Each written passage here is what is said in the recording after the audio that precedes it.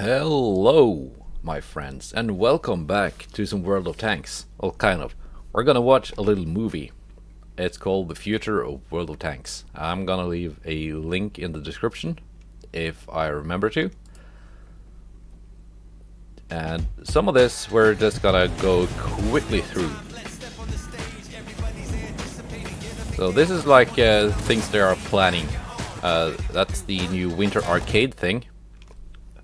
Snowballs, and one more thing. Snowballs and some other ice thing.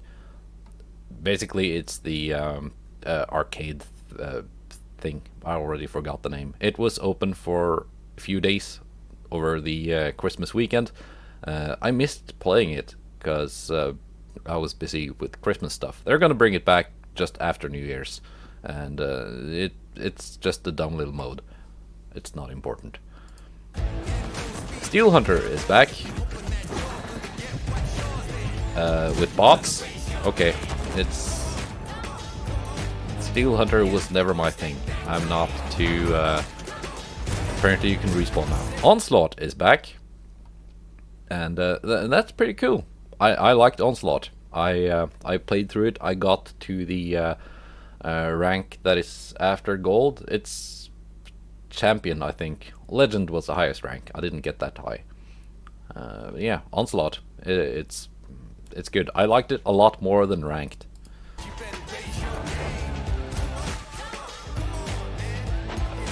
Some things I wish they would fix with Onslaught. Some of the power-up points you can capture. Maybe some of them should be moved. I should add some more maps to the rotation. Although the Onslaught map rotation, I liked it a lot more than the old ranked battle map rotation, because neither mode had all the maps in the game present. The Onslaught map rotation was a lot less hull down focused than ranked battle. In ranked, at least the last seasons that I played, pretty much all the maps were very hull down centric. That's why you had the Kranwagen meta. Although the Kran has now been nerfed. So yeah. Anyway, Mutiny returns. It's cool. I like that game mode.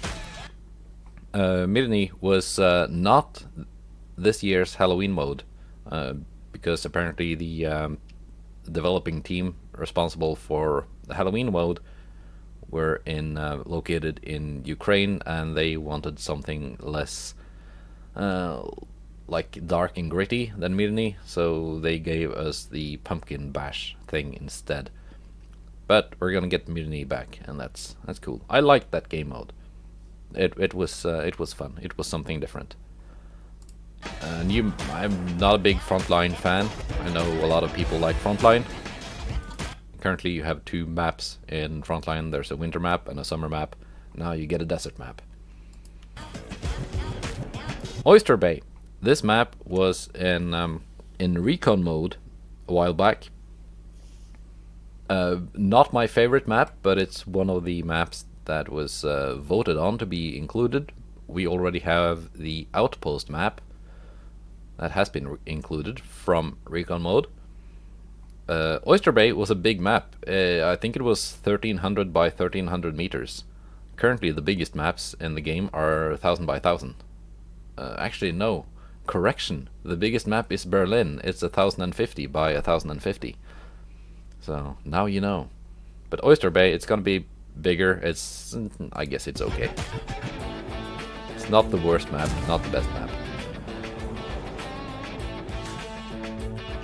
Lots of maps getting rebalanced. This is pretty cool. Hang on, let me jump back. Airfield. I saw you there, Airfield. Yes. I hate this map currently. It's like you pretty much can't push without getting punished for it. So hopefully that will be fixed. Studzianki, I've seen the changes they're gonna bring in, and I like them. Basically the whole southern flank is getting changed a bit, so it's gonna be less campy. Yeah, I think that's a good thing. It's one of those maps that will often, more often than a lot of other maps, end in a draw. Because you just have people camping in the bushes in the back, in the corners. And sometimes you just can't push them out. Mountain Pass. Mountain Pass. There we go. Also getting changed. Finally, it's a pretty old map. Currently, you get farmed on the crossings, especially if you spawn. Wait, I think it's at south. I think it's the south spawn, where you just you gotta roll your dice. Are the enemy TDs in position when you cross? And you get farmed for half your HP before even getting into position. That's gotta be fixed. They're adding some boulders and cliffs and stuff, so you can actually make more aggressive plays. Steps, very minor changes. I've seen the changes they're gonna do. Not huge, not really game changing. They're removing some bushes on one of the flanks. Live oaks, they're gonna extend the city up in the northwestern corner, so that let me I kind of forget which spawn it is. Yeah, no, it's the western spawn that has a very hard time getting into the city without getting farmed on the way there. So they're gonna extend the city a little bit towards the southwest, and that's pretty much it. Cliff, very minor changes. Westfield, some minor changes. I don't think you need to do a lot to Westfield. It would be nice if it was a little bit more suitable for tanks that are not minus 10 degrees of gun depression hold down monsters, because they're kind of the ones dominating that map. I'm not sure what they're gonna do to mines. It's a map that should be limited to tier 5, I think. New achievement system. I'm not really sure what this is gonna do that the marks of excellency do not already do, but okay.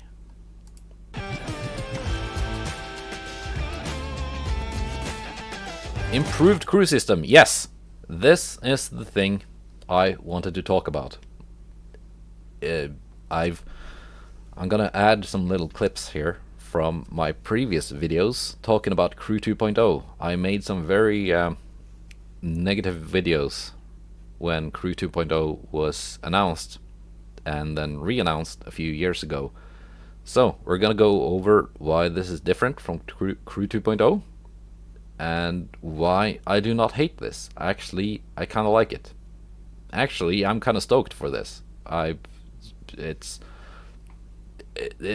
not a bad idea. Okay, so here's how they show you what the thing is. Let me just jump to. But there's plenty of room for improvement. Skillful tankers know that each new skill or perk requires much. See, go away, sidebar thing. See, here's like the grind to get 100% crew. That's, you know, doesn't take much. Then you get your first skill, decent.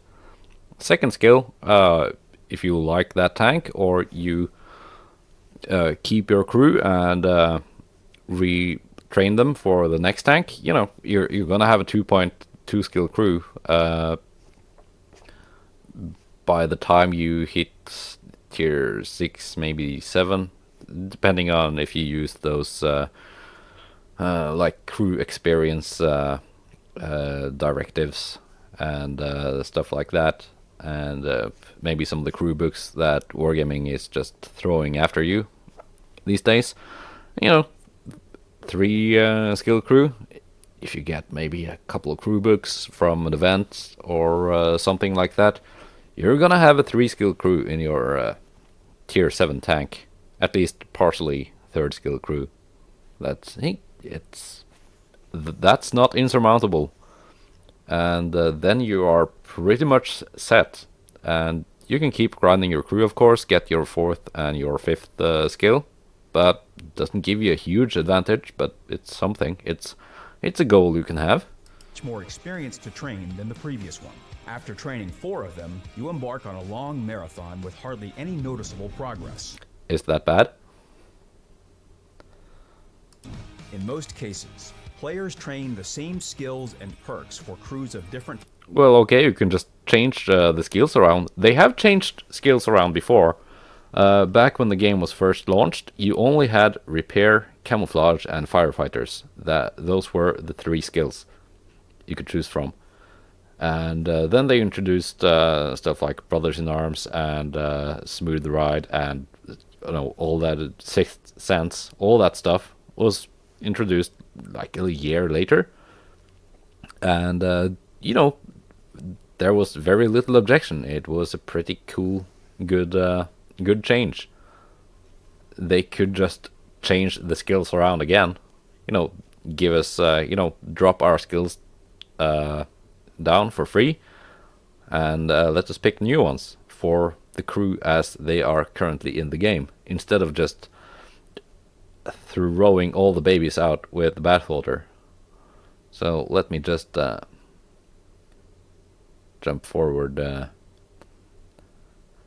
gonna tell you how great this change is, but it's really not.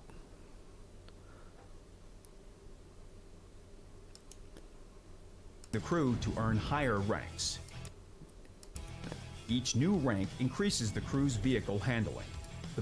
See here? This is kind of what I'm talking about. Currently, if you have a crew up to this level, you are pretty good to go. Everything within this here is that's attainable. It's playable.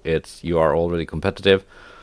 Once you get up to here, that's like it's kind of pointless, but you can do it if you want to. With 2.0, anything below here, which takes longer to grind out unless they find a way to make you pay for it. Which, yeah, it takes longer to grind out, and everything below here is like vastly inferior to those who grind out this. Bonus is not significant, but rather a mark of status. Additionally, you receive a mastery badge for the crew, which will be visible to all players in battle. Whatever. I just want my crew members to be my actual crew members. Like, the commander to be the commander, the gunner to be the gunner, the driver to be the driver, the loader to be the loader. And, okay, maybe some people are just, as they said, oh, everyone are choosing the same skills. That's not really true. You don't pick the same skills for a heavy tank as you would on a light tank. At least not at first. But it's like, okay, if that's a problem, then just do some changes to the skills. Introduce some new skills to, like, make your loader better. Introduce new skills to make your driver drive the tank around like it's Mario Kart. And yeah, the one good thing about Crew 2.0, they're making 6th Sense. They're making that, like, they're taking it away and giving it to everyone for free, which is it's currently like, if you are completely new to World of Tanks, or you are grinding out a completely new crew, not having 6th Sense, which you need to have trained to 100% for it to be effective, not having that is the biggest disadvantage. So, yeah, just give everyone 6th Sense for free.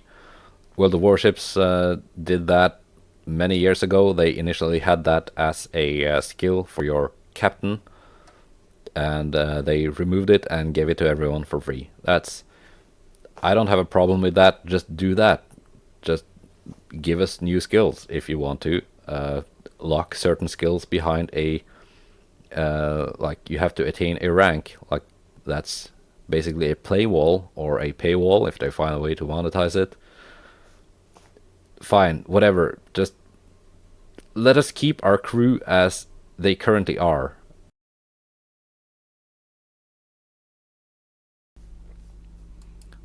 So we're gonna talk about that. I'm gonna just watch through the whole video first, and then we're gonna go back to talking about this. Why I like it, what I think could be better, what criticisms I've seen that I disagree with and kind of agree with, and just basically why I think this is so much better than the Crew 2.0 that we were shown in the past and that they shelved.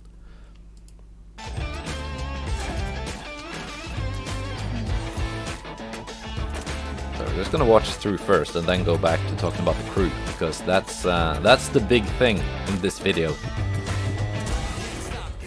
Also, this is kind of cool. When you die, you get like a playback thing, and you get to see what happened. Vehicle rebalance. That's good. Let's see. Which tanks are we gonna see rebalanced? Batchat. IS-3. I think that's the 121, the Chinese. Is that the... that's the tier 8 Chinese heavy tank. You got the Rinoceronte. You got the Centurion. You got the Type 5 heavy in the back there, by the looks of it. New Japanese tank destroyers and heavy tanks. I think this one is already in World of Tanks Blitz. That one might also be. It looks like a better heavy tank than the Type 5 heavy, so I guess finally weeaboos get to play a decent heavy tank. And this is like a new mechanic thing with an autocannon that has a temperature mechanic. So you stop firing when it reaches maximum because the guns overheat. It's I guess it's kind of like having a magazine that's limited, except here your magazine is, by the looks of it, your whole ammo capacity, and how much you can fire at once is limited by the heat thing, the temperature, overheat mechanic. What do you want to call it?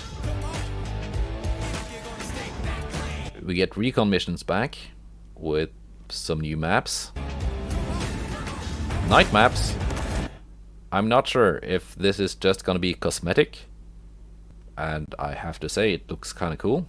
We've had the pumpkin bash thing was those maps were at night, and I liked how it looked.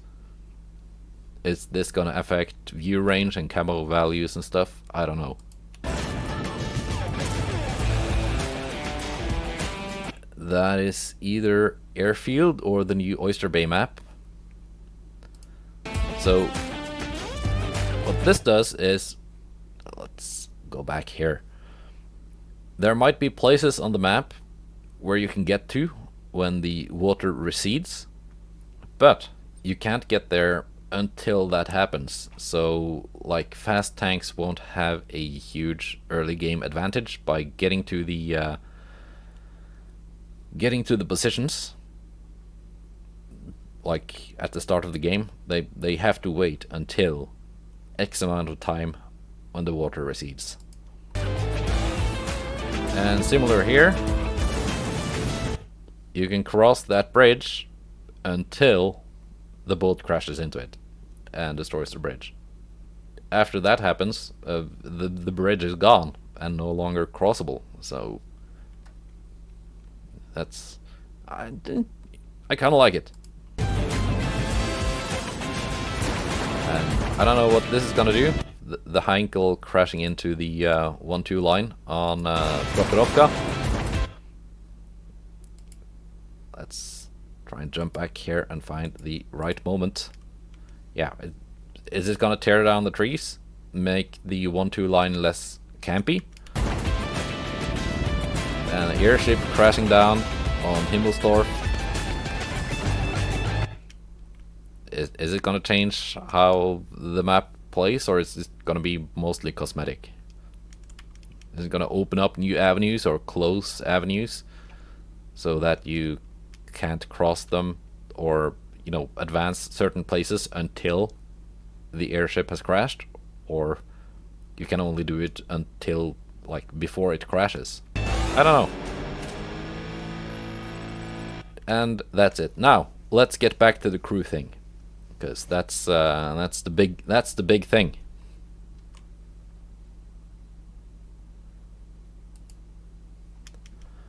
Okay, let's talk about the crew. So, you still have your commander, gunner, driver, loader, radio operator as separate crew members. They're not bunched into one singular crew blob as previously with Crew 2.0. So they're gonna remain, and we're gonna take a more look at this in a short while, because I found a better quality image than just looking at the video.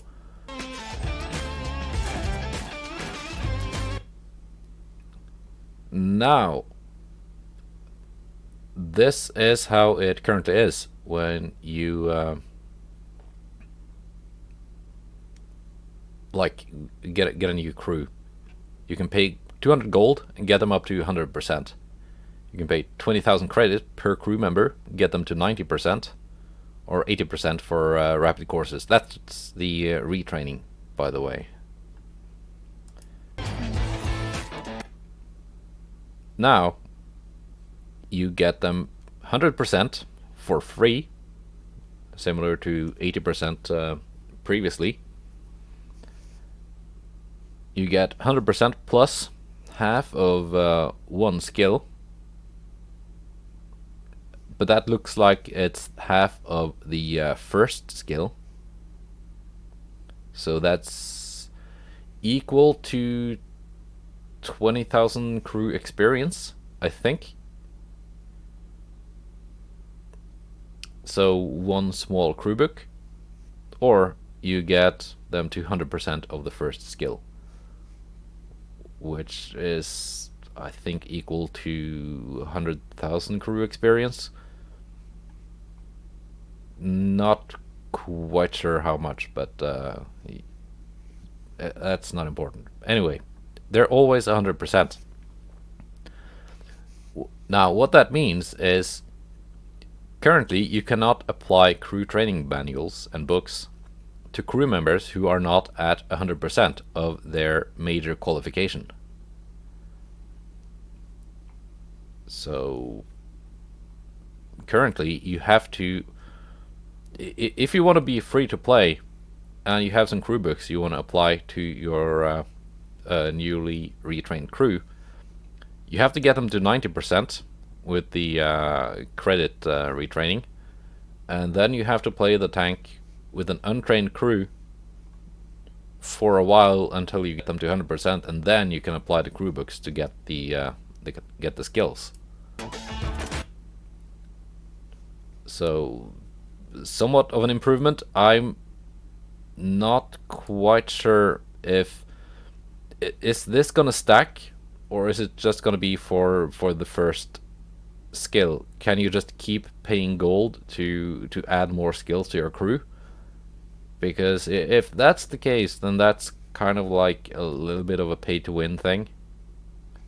Otherwise, if it's just for the first skill and it doesn't turn the skill into a zero skill, so it's like in the long run it's not really a huge like you can't pay your way to an amazing crew. You can just pay your way out of having a trashy crew for the first dozen or so battles, because training the first skill, it it doesn't take a long time. Anyway, so one crew for 3 tanks. So you can I'm gonna splice in some footage here from my own garage, what you can do with this, which I think is pretty cool. And I think the net result of this will be that you can buy back a lot of mid and low tier tanks and even some tier 9s, because most of us who've been playing for a bit, we have pretty good crews in our tier 10 tanks, because those guys have been swapped from tier 5 to tier 6 to tier 6 to tier 7 and have earned a lot of experience along the way. Now, if I want to buy back a tier 7 tank that I haven't played in a while, I'm gonna have to roll a new crew for it, and it's gonna be like, do I really want to do that for a tank that I might not even play that much? Maybe not. So I just don't do that, and I use my tier 10 highly experienced crew in a premium tank instead. So I think the net result of this will be that a lot of people will be playing more tech tree tanks at like mid to low tier, at least more than currently, and some more tier 9s as well. Like, I'm not, tier 9 is technically high tier, but it's not tier 10. So, and unused crew, because once you retrain your amazing 7 skill tier 10 crew to fit into 3 different tanks, you might have some crew left over, and you might already have some crew left over as it is currently. So you can grind them down to crew books and apply to the crews you want to keep. That's cool. Also, you get to see like detailed stats for your crew members. Like, I would love to see this for my E100 crew that I've kept around since, what, 2011 or so. Like, how many battles have they actually fought throughout their whole career in all the different tanks they've been trained in? And all the medals they've gotten and all that stuff. Like, this is what I was afraid would go away with the previously announced Crew 2.0. But with this crew system, they're not taking it away, they're actually adding a lot to it. So I like that. I like that a lot. And there's the final moment thing. Okay, so let's go back to the crew thing. Okay, let's take a look at these crew skills. Sixth Sense, it remains the same. A few patches ago, if you haven't played World of Tanks in a few months, we received Sixth Sense for free for all commanders. So no more having to train it up to 100% on a fresh crew to be remotely useful. Repairs, concealment, they stay the same. They have updated exactly what these skills do. Currently, in-game, the game doesn't tell you. It tells you it increases repair speed, increases concealment. It doesn't tell you by how much. So, and this is a good running theme with these new skills. They actually tell you what they do. Exactly. Brothers in Arms, apparently improved. At first glance, it looks like it stays the same, but currently you have to have it trained to 100% on all crew members for it to work, and it improves major qualifications by 5%, as it says here. However, and this is just speculation on my part, it looks like you no longer need it to be 100% on all crew members for it to be effective. Currently, if you have a 5-man crew, you have it trained to 100% on 4 of them. The 5th guy has BIA trained to 99%. You get nothing. It has no effect. With this, if my speculation is correct, if you have it trained to 100% on 4 of your 5 crew members, and you don't have it on the 5th guy, I guess it might improve major qualification by 4% instead of 5. So you get something. If you don't have it like fully trained on all guys, you still get something.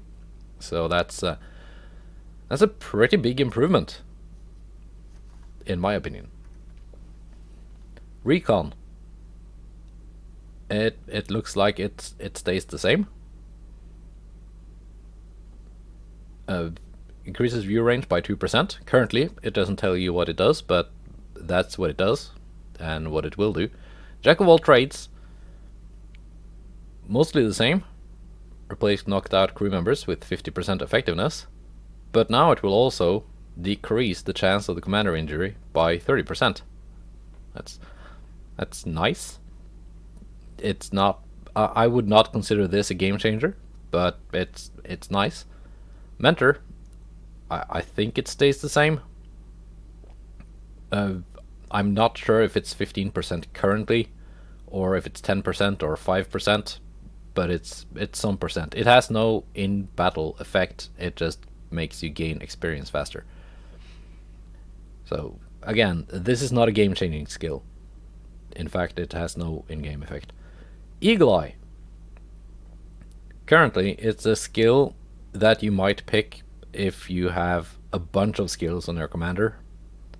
It identifies critically damaged modules with a 0.5 second delay, which it doesn't say in the current tooltip. It just says it identifies damaged modules. But there's a delay, and it's apparently 0.5 seconds. But now, and I will call this crew 1.5, by the way, to differentiate it from the current crew system and the previously proposed crew 2.0, which I hated. Now it will also increase the chance of damaging modules or crew members by 5%. So it might be worth taking now. In fact, I would say it is worth taking if you have the skills to spare. Also, you might have noticed the group skills. Where's firefighting? Oh, we're gonna get to that.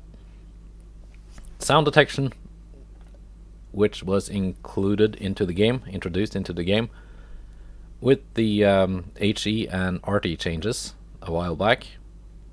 It's a nice to have skill. It's not hugely important. You can typically spot the tracers even if you don't have it, and even if you do have it and spot the tracers, then you might not be fast enough to get out of the way.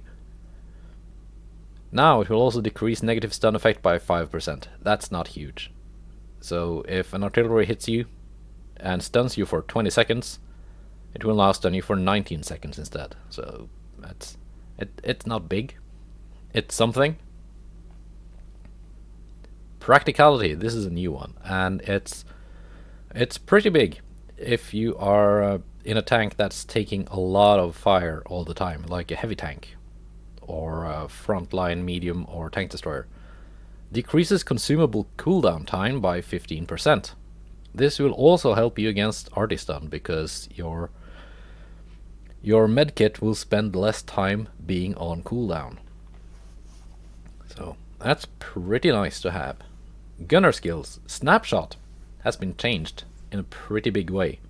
Currently, and the game doesn't tell you this, but currently it reduces dispersion on turret traverse by 3%.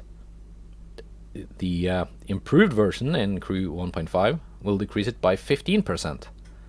And I wonder if the steady hand crew directive, which currently doubles the effect of snapshot if you have it fully trained on your gunner, will it still double the effect will it improve, reduce dispersion on turret traverse by 30% if you have fully trained snapshot and steady hand? I wonder. Because if so, then for some tanks it will not make a huge difference. For example, 279E. Turret traverse dispersion 0.06.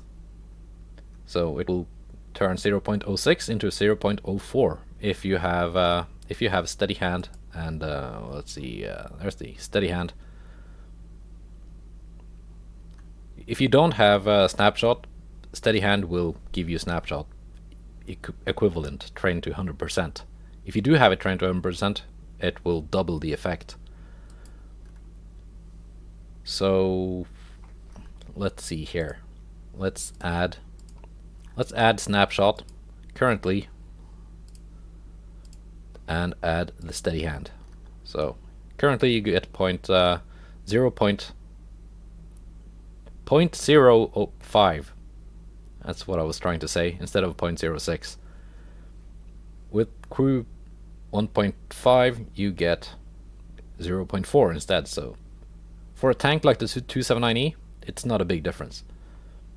For the AMX M4, let's add it here. It has base 0.10 turret traverse dispersion. You can turn that into 0.08. Although I think that's with like a bit of a rounding error. It's not supposed to give you that much of a difference.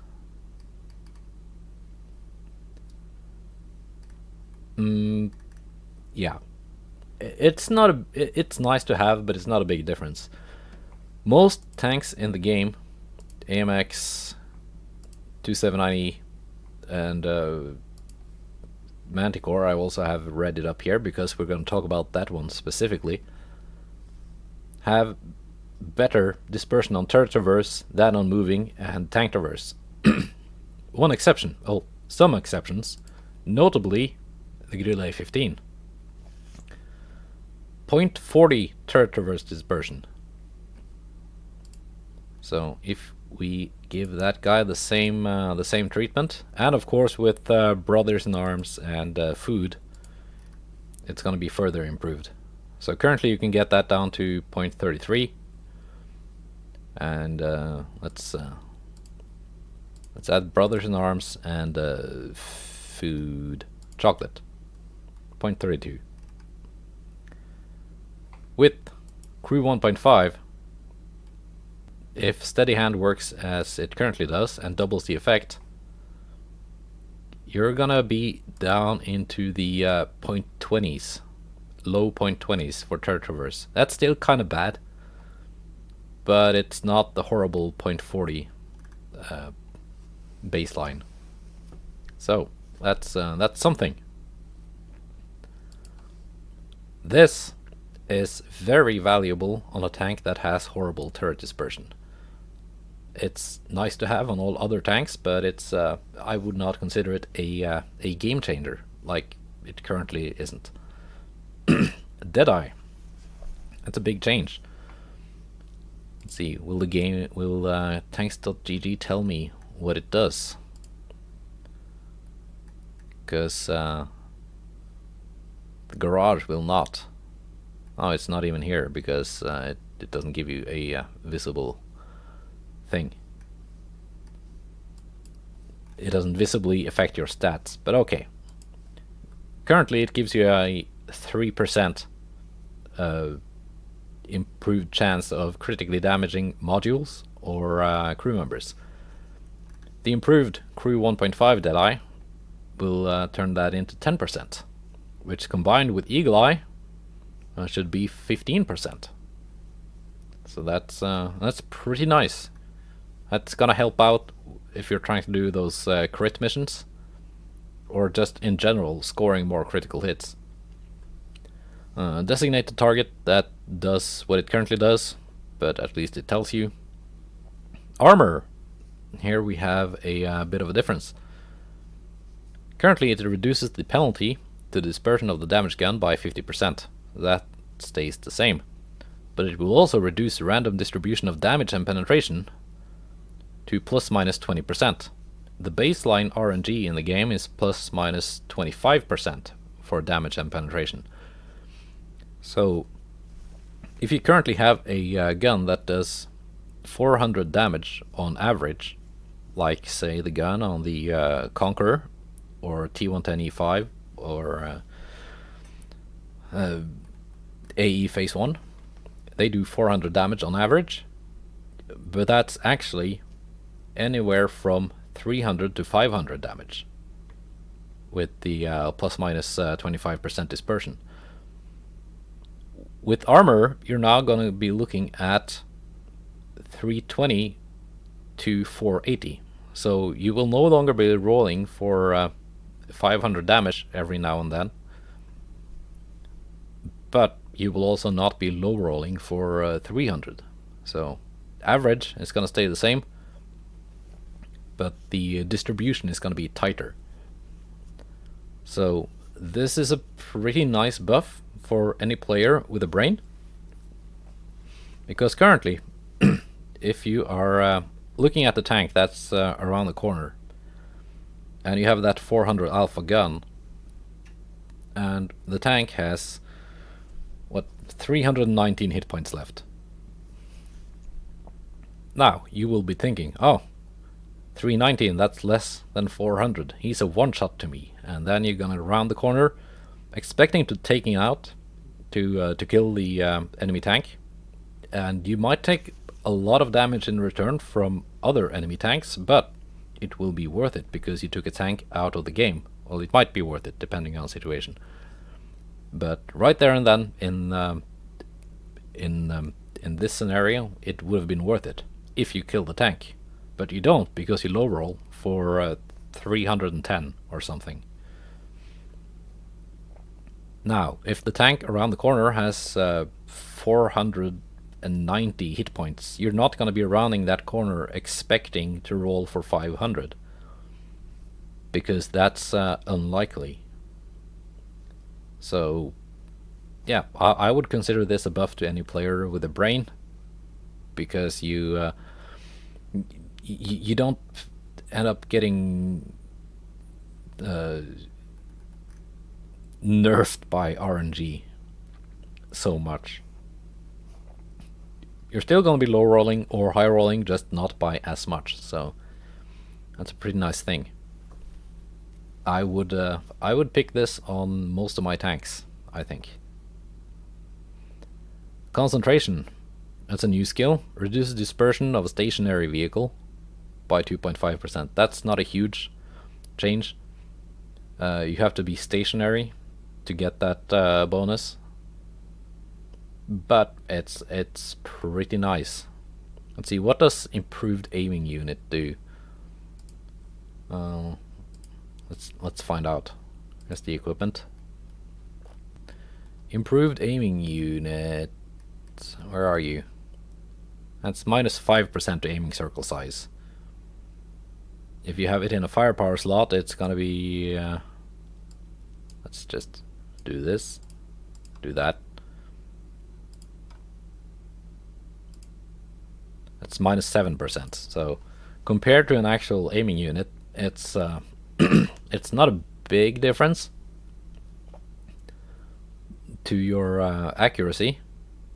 Not as much as if you were to pick an aiming unit, but it's something. But you have to stay stationary to get that effect. So maybe some tank destroyers, if you are an artillery player, you would definitely be looking at getting this, and snapshot, by the way. But for I guess for most tanks it's a nice to have skill, but not a must have. So let's see, driver. Clutch braking stays the same, smooth ride stays the same, but now they tell you what they do. Same with off-road driving. Preventative maintenance. Currently it just tells you that, oh, it reduces chance of fire if your engine is hit. Well, now it tells you that it reduces chance of fire if your engine is hit. I can't speak. Reduces that chance by 30%. But now it also reduces chance of fire if you take damage to your fuel tanks. So that's pretty nice. Currently, it does nothing to prevent fuel tank fire. Controlled impact. It looks like it stays the same. Currently, controlled impact doesn't tell you what it does, other than increases ramming damage to enemy vehicles and decreasing ramming damage to your own vehicle. It doesn't tell you by how much, but now it does. And it also decreases damage to your suspension when ramming. Engineer, that's a new one. Increases engine power by 5%, adding 1 kilometer per hour maximum speed, forward and reverse. So that's pretty nice for some especially slow tanks, getting that extra 1 kilometer. There are some tanks in particular that have very slow reverse speeds, like the American T110E5. It will definitely enjoy this cruise skill. For already fast tanks, I still don't think 1 kilometer per hour is a huge difference. That's like what I've been saying about the turbo for a while now, since it's been introduced. It makes a bigger change to slow vehicles than fast ones. Because if you're in a tank going 80 kilometers per hour, the difference between 80 and 81 is not that big. You're still gonna get where you are going before most other tanks. But if you're in a slow tank, that 1 kilometer might make the difference between just making it back to your cap in time to defend before the enemy caps out, and not making it back, or crossing an open crossing without being farmed for half your damage, stuff like that. The fast tanks will notice the 5% engine power though. So there's that. I'm so far not opposed to any of these skills. I'm actually quite liking this stuff. Loader, Adrenaline Rush, looks to be about the same as it currently is. Accelerates gun loading when you are on low hit points. I think that acceleration is more than it currently is, or the threshold for it activating is a bit higher than it currently is. So yeah, it's still not a skill I would prioritize, but it's nice to have. Safe storage, that looks to be what it currently does. I'm not sure, it might currently just be plus 25. Let's check it out. Let's see, 279E, ammo rack health 210. If we add safe storage, it's gonna be 236. Is that 25%? No, it's not. So safe storage is getting buffed. If it would now be 260 point something in crew 1.5. So that's nice. With Deadeye and Eagle Eye adding so much more of a chance to critically damaging modules, it's nice to have a better safe storage. Intuition was changed when the HE and artillery changes went into the game a while back. It stays the same. That's good. That's one of the better changes that's been made to the game in a while. Changing the intuition skill to actually be very useful. That and the Sixth Sense for free. Guerrilla, that's a new skill. When fully trained, increases vehicle concealment after a shot by 10%, and concealment behind vegetation by 2%. Now, here's what is not clear. What kind of 2% are we talking about here? Let's say, for example, the manticore. Let's add some camo to the manticore and take a look at it. I'm gonna be running food, paint, camo, all that stuff.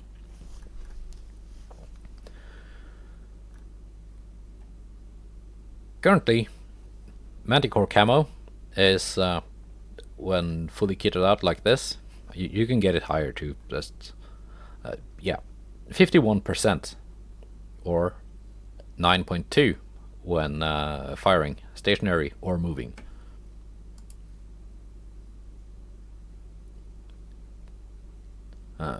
Increases vehicle concealment after a shot by 10%. Is that like the bounty exhaust system, which adds 9% to concealment? Let's take that off. See, with that we go from 42 to 51. That's 9%. So that's a flat increase.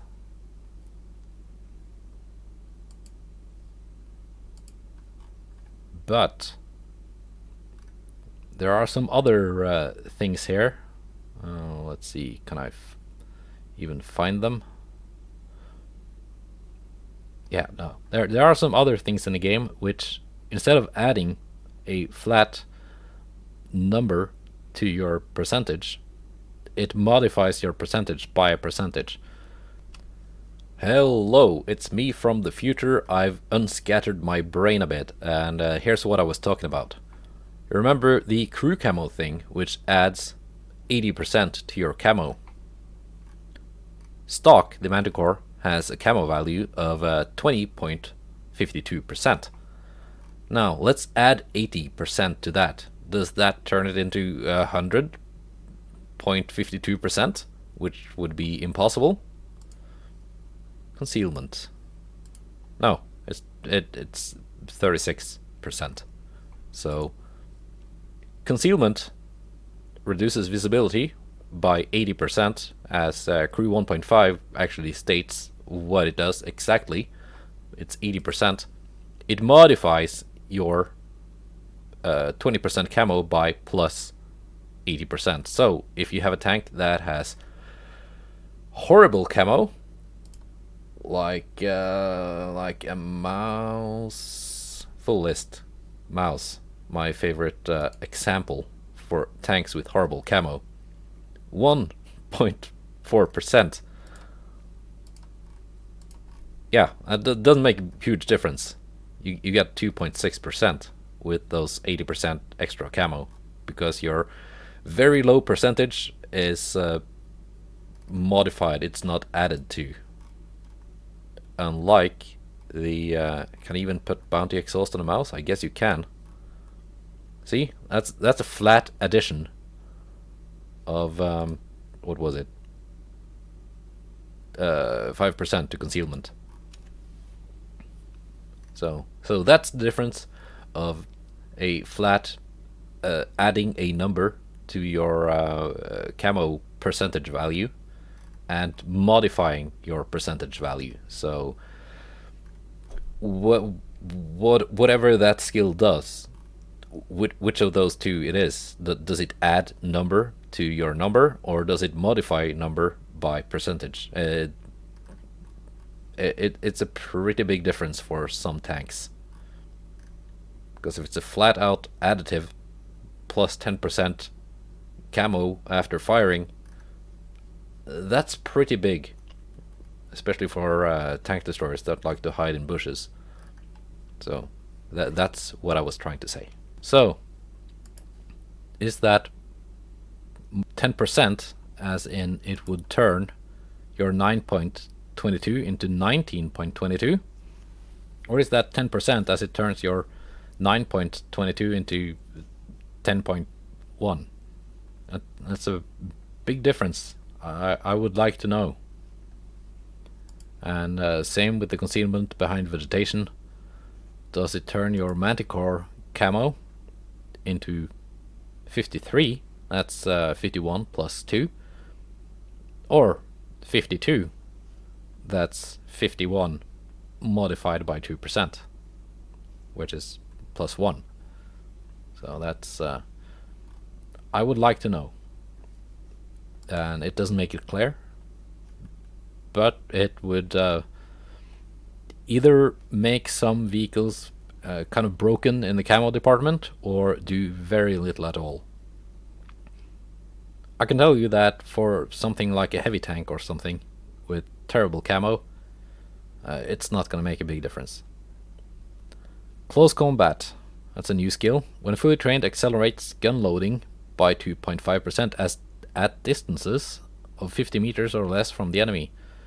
So for a brawling heavy tank, this is pretty huge. For something like a sniping tank destroyer or artillery, you will not be spending much time within 50 meters or less from the enemy. Or same with the light tank most of the time. Shell tuning, that's a new skill. Increases the lower threshold of damage dispersion and armor penetration by 2%. So your 400 alpha gun, which we used as an example here, will now roll from 2% of so that's got to be what, from 308 to 500 instead of 300 to 500, or with armor from 328 to 480 rather than 320 to 480. So this will actually increase your average damage per minute. So that's pretty nice to have. Let's go on to the radio operator, and here we get into some exciting stuff and something that people have been objecting to. Situational awareness stays the same. Currently, this is your only useful radio operator skill in the game. All other radio operator skills, other than the group skills, are completely useless unless you are playing at tier 2 and you have a 200 meter radio range, because at higher tiers your radio range will cover the map anyway. So it stays the same. Teamwork, that's been updated from one of the useless skills. Increases signal range of allied vehicles within blah blah blah blah. It's I think it's called relaying currently. It's a skill no one cares about. But now, if the distance to an ally is 100 meters or less, the major qualification of all your crew members increase by 5%. So if you're within 100 meters of an allied vehicle, you get another brothers in arms, basically. So, yeah. I think 100 meters is a bit much. I think 5% is a bit much. Considering that this is a skill you only need to take on one crew member. But, yeah. If it was 50 meters and 3%, I think this would be more balanced. Call for Vengeance, it does what it currently does, but it lets... After you die, you keep spotting for another 4 seconds. It's nice if you want a suicide scout, I guess. And it also reduces the chance of radio operator injury by 30%. Still not a very, very useful skill, but I guess if you like suicide scouting, or just getting some more spotting assist after you die, it can be useful. Firefighting used to be a group skill, like repairs and concealment. Now It's just for the radio operator. And having it trained fully on your radio operator, it does what it used to do when trained fully on all your crew members. It accelerates firefighting by 80%. Currently the game doesn't tell you that. It just tells you it helps fight fires, but that's what it does.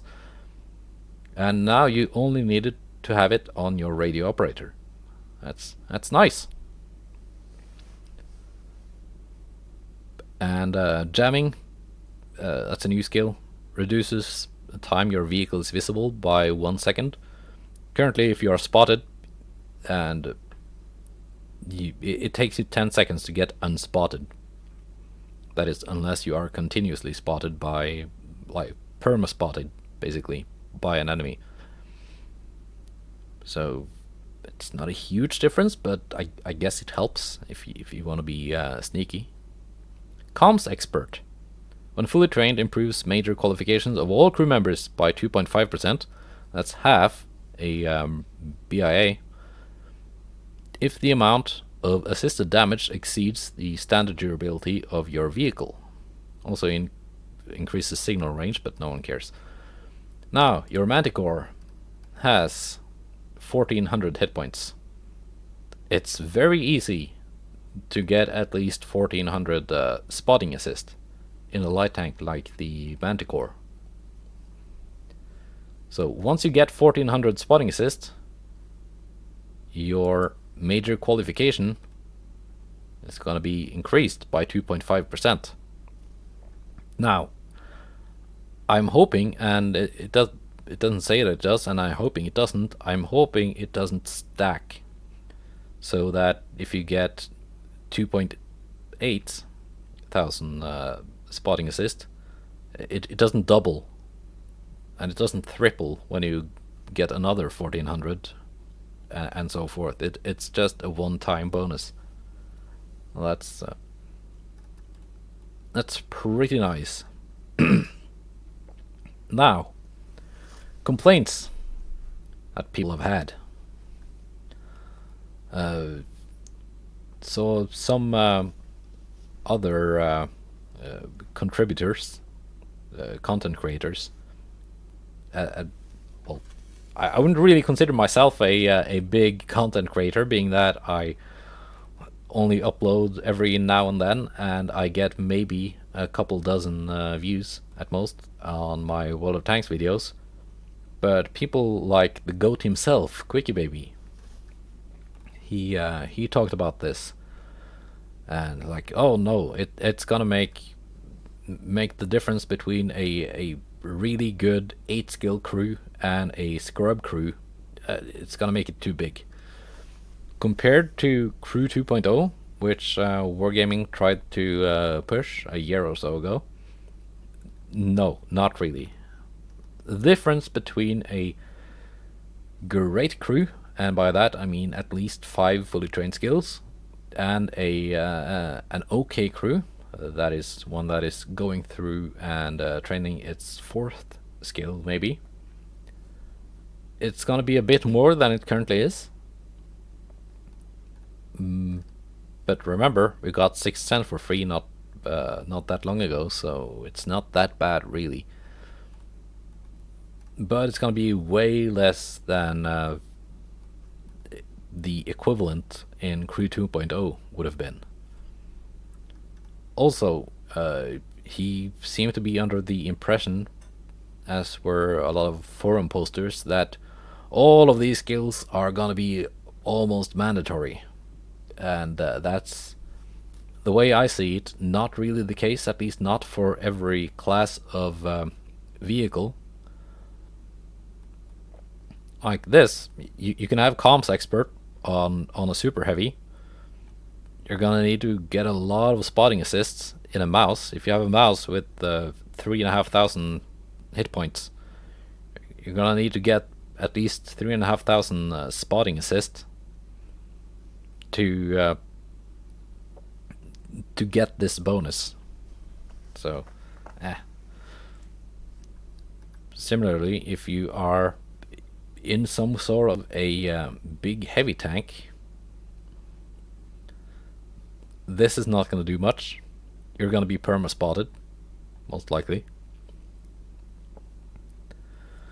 Call for vengeance, like, okay, maybe your KV5 radio operator is not going to be injured as often, but not a huge difference. And sound detection, like, you're not going to be moving out of the range of like an artillery splash most of the time. If the artillery is focusing you, you better sit there and take it or get arty safe. Now, if you are in a light tank, practicality not gonna help you that much, because you're not gonna be spending that much time with your consumables on cooldown anyway. Teamwork might be useful also for a light tank, but not as much as in a heavy tank, because you have to stay within 100 meters to get the bonus. Same thing with close combat. I don't think I would pick this on a light tank unless I somehow manage to get all the other skills. Shell tuning, nice to have, not a big priority. And same with adrenaline rush. And of course things like snapshot, smooth ride, dead eye. If you are playing in a light tank with very few crew members, and this was the example that was used, the Manticore, it has a 2-man crew, commander, who is also the gunner and the radio man, and a driver, who is also the loader. Like, these two guys are gonna need to have a lot of stuff to do. They're gonna need to have a lot of skills on them. Like, if you have a 5-skill crew in a super heavy like the Mouse, you have 6 crew members. You can spread these out. You have 2 loaders. Like, one can take safe stowage, another one can take guerrilla, and so forth. And you have a designated radio operator. In the Manticore, you're not that lucky, because, like, yeah, the driver needs to also take the driver skills and the loader skills. The commander needs to take the commander skills, gunner skills, and radio man skills. But if you've gotten to the Manticore, which is a tier 10 light tank, you will probably have picked up at least a couple of 0-skill crew members along the way, either from campaigns or from events or battle pass or the holiday thing or what have you. Wargaming gives them out. Like, even doing battle pass for free without paying gold for the improved pass, you're gonna get at least 1 crew member, maybe all 3, I don't remember, but at least some. And you're gonna get personal training manuals, which gives 850,000 experience per crew member you apply them to. Now, if you have a Mouse with a 6-man crew, if you want to get 850,000 experience by using those manuals on all your crew members, you're gonna need 6 of those manuals. In the Manticore, you only need 2. And if you get your hands on 4 of them, which is not that hard, you can get them even from doing your daily missions. They show up sometimes as a reward for doing 45 daily missions. Like, you can get 4 of those manuals, give 2 to each member, and suddenly you have a lot of skills on your Manticore. Especially if they are 0-skill crew members, which you should have in a tank like that. So, yeah, I don't really see that as a huge problem. Like, the Manticore is already one of the best tier 10 light tanks. So I don't see that changing a lot with this, just because the crew skills change. So that's my 2 cents there.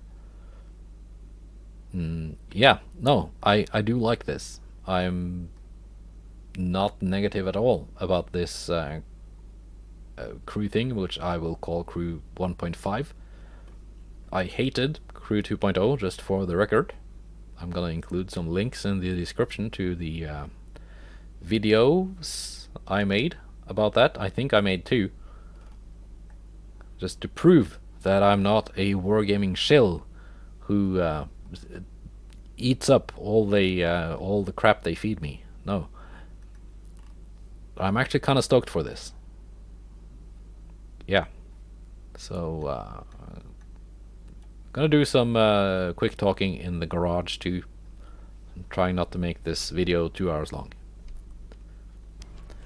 Now we are in the garage, and this is the T-32, which I haven't played since I first went up the American heavy tank line to get the T-110E5. And I recently bought it back with the holiday discount thing. I picked this as my discounted tier 8 from the Mila Jovovich missions. And actually surprisingly decent stats I had on it back in the day. At 170 games, I guess that's what it took to get from tier 8 to tier 9 at that time, before blueprints and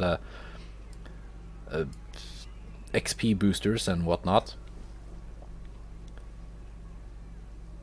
But I don't have a crew for it. What crew 1.5 will do, which is pretty nice, is that it lets you train a crew for 3 different tanks. Here's the T-29, which I also haven't played since Sixth Sense was made for free. What I could do with crew 1.5 is I can train this crew for the T-29 and the T-32 and a 3rd tank. So it incentivizes me to play more like mid to low tier tech tree tanks. Currently, if you go into a tier 8 match, most of the tanks are going to be premiums. I'm not sure if that's going to change too much, because premiums are currently, sadly, often a bit better than equivalent tech tree tanks. I don't think that's going to change, but I'm pretty sure you will see more tech tree tanks driving around in battles, because like I've done, I can see others doing it too, buying back old tanks and training their good high tier crews to also work in those tanks. Like for example, my E75 crew, currently my best German heavy tank crew, I think. I can train it for the E75. I can train it the same crew for the Tiger 2 and Tiger 1, or the Panzer 7, or and so forth. So there's a bunch of tanks I can be buying back and playing, like the Tiger P, like the VK 4502A, and so forth. So yeah, I think this will lead to more people playing tech tree tanks, and I think that's quite healthy for the game if that happens. But what about all the unused crews? I have an okay crew in the Tiger 2. It's starting to get pretty good actually. I have a decent crew in the Tiger 1. What are these guys gonna do? Well, the commanders, they are 0 skill commanders, so they're probably gonna find work somewhere. But the others, what can they be used for? Well, that video showed us that unused crew members, they can be recycled into crew training books. Like see here, my old Super Conqueror crew. Normal male crew members, non-zero skill crews, they kind of just hit the wall with experience. Once you get up to training your 5th skill, getting more experience to finish those skills, it's gonna get progressively more expensive, right? So if you take, for example, I think I have some Soviet crew training books. Yeah, I do. And this is a pretty decent crew I have in the 277. Like this guy, they're all training their 6th skill. 77%, 81%, 77, 74%. What's gonna happen if I give them 20,000 experience each? Not a lot. That's gonna get 0.18% of a skill. 0.15, 0.18, 0.21. So that's, and these are 0 skill crews too. So that's the value of a 0 skill crew. They are, well, cheaper to train. If this was a normal non-zero skill crew, they would be training their 5th skill, not the 6th, and applying the 20,000 crew experience would give the same result. They'd just be 1 skill poorer. And that's what I really hated about Crew 2.0. True, they did, let's see, recruits here. Here are my non-recruited 0 skill crew members from campaigns and different events. As you can see, you get quite a lot of them from events, from holiday ops, battle pass, and whatever. Here's the pumpkin bash thing. They are all 0 skill crew, by the way, and campaigns. You do get them. Now, Crew 2.0 would only compensate you for experience you had gained on your crew members when they were being converted into the singular crew, as was the thing with Crew 2.0.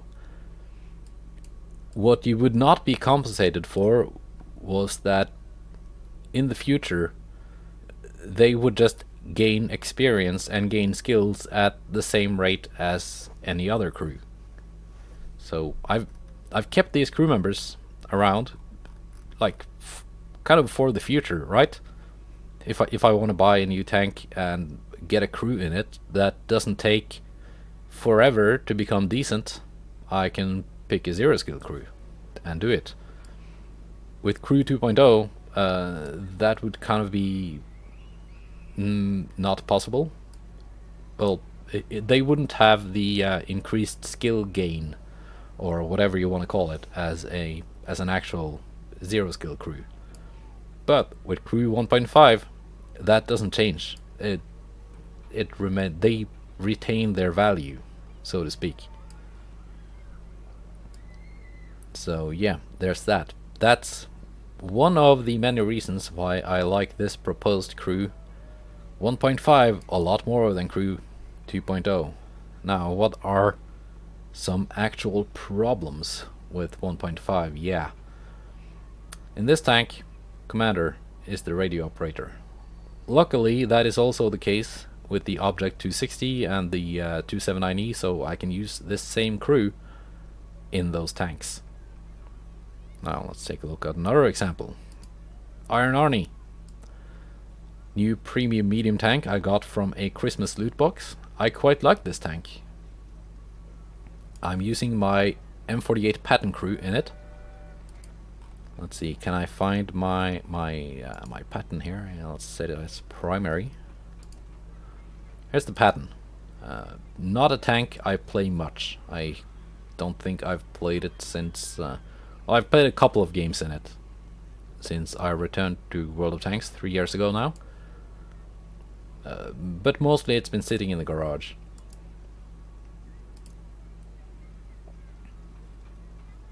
In this tank, the loader is the radio operator. not the commander. So if I use this same crew, I've gotten situational awareness on both the commander and the loader, because I want to have it on both tanks.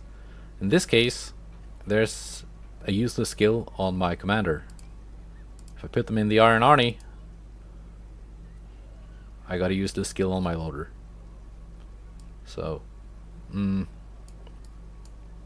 I wish that in Crew 1.5 they try and unify a bit which crew members take on the radio operator role in tanks that do not have separate radio operators.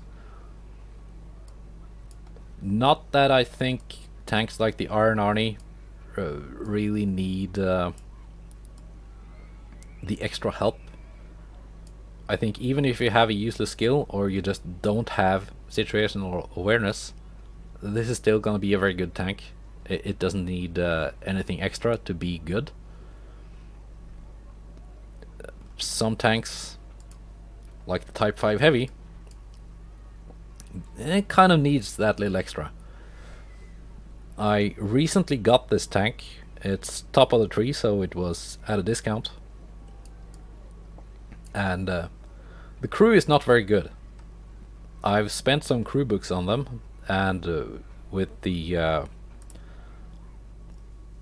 boosters and the Christmas XP bonus and stuff, they've gotten decent quite quickly.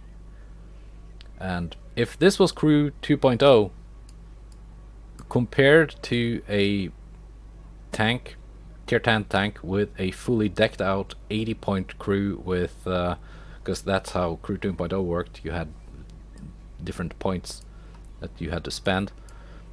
An 80-point crew with the prestige levels and advisors and such, this would be at a major disadvantage.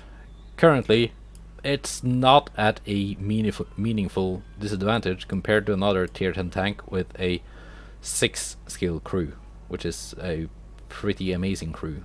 This is just starting to become decent. Like the difference in in-game power level, so to speak, is not that great currently. And in Crew 1.5, the difference will remain not that significant. Like, what's gonna decide the outcome of a battle versus another tier 10 tank with a better crew than this is not really gonna be those few skills difference. In Crew 2.0, that crew experience difference would very likely be a deciding factor, because the gap was just the capability gap between a meh crew like this and an amazing crew was just it was huge. In the current crew system and in Crew 1.5, it doesn't make a huge difference. Like, the deciding factor is still gonna be that the Type 5 Heavy is a piece of trash tank, but luckily it looks like it's gonna get buffed next year sometime. So yeah, there's that too. Yeah. I guess I've said what I want to say about Crew 1.5. About time. I've been probably ranting for an hour at least.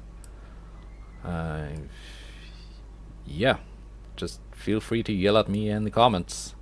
I've been told it drives up engagement and is good for the algorithms. So goodbye and take care.